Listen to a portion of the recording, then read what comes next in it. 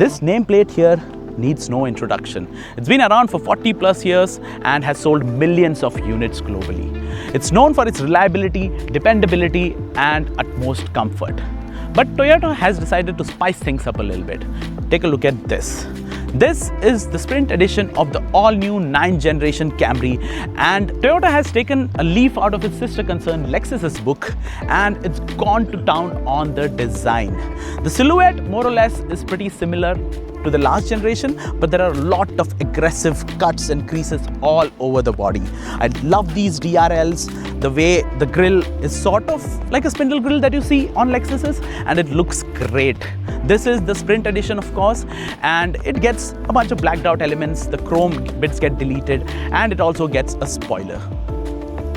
The Sprint edition gets changes that are purely aesthetic, and there are no changes whatsoever on the inside.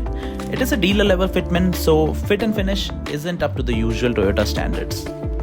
To me, it is the regular understated Camry that is the better looking car.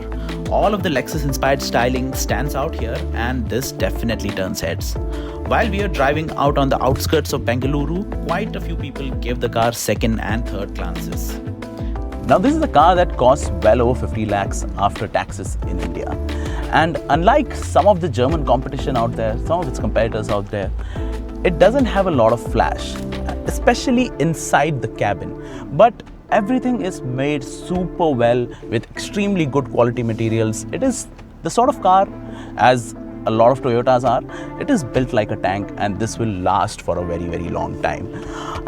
And in terms of features that are available, it gets everything that you need. There's this really nice 12.3-inch infotainment display, a 12.3-inch MID as well, wireless charging, Android Auto, Apple CarPlay, all the works basically. Whatever you need, you get it. There's a 360-degree camera as well. So it has got enough in terms of kit. But then again, it doesn't have the flash that you'd otherwise expect, that a lot of people actually go looking for.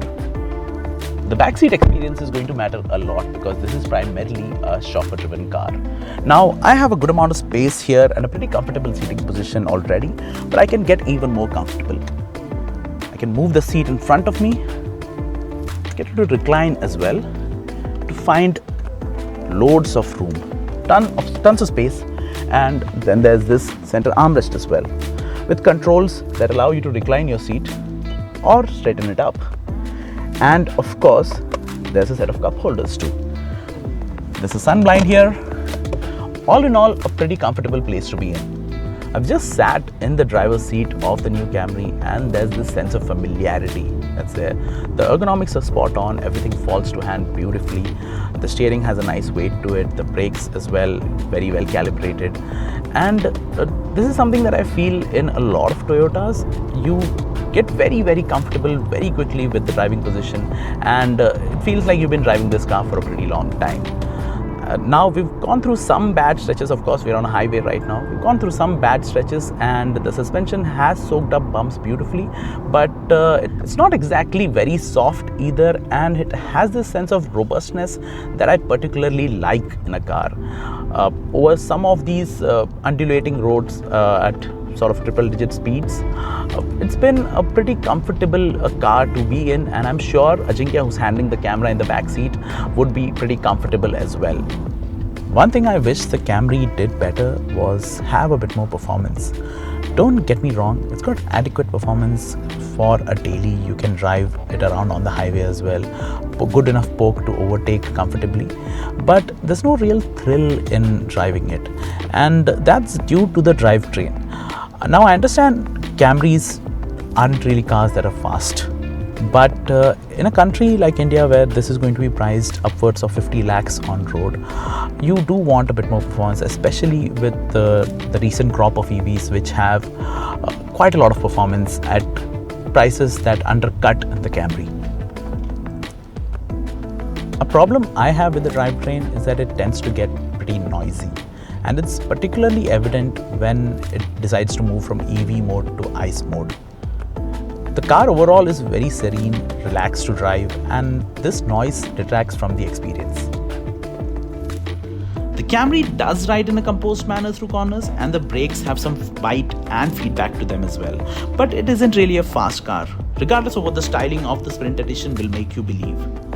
The Camry has always been a car that does the basics well. It continues to feel solid behind the wheel, packs time-tested hybrid technology, and now with this update, there is a bit more flair in the styling department as well. I want to talk a little bit about how certain manufacturers go about building their cars. Now, a lot of European manufacturers, also a lot of Korean manufacturers, tend to have a lot more flash in their products, stuff that really lights up a brochure. For instance, there'll be some illuminated panel right here, there might be really crazy bodywork, there might be really cool features which, well, sound cool when you first hear about them but aren't particularly useful in the long run. Toyota does things very differently. Everything here is functional, utilitarian, and it'll stand the test of time. And I quite like that about Toyota because there are no unnecessary features that you would not really use on a regular basis. Everything you need and everything you potentially want to have in a car, it's here. And it's put together in a very no-nonsense manner, and I love that. The Camry is no longer bland. This dal chawal has got a nice tadka to it now. And you have it in two variants. One, a bit of a boy racer vibe, and two, understated and elegant. The updates to the design, both inside as well as out, have worked very well. And the features list is also pretty good now. More importantly, all the things that you liked about the Camry, the dependable hybrid tech, fuel-efficient hybrid tech, the comfortable ride and the composed handling, still there. And all that put together has made the Camry a lot more desirable.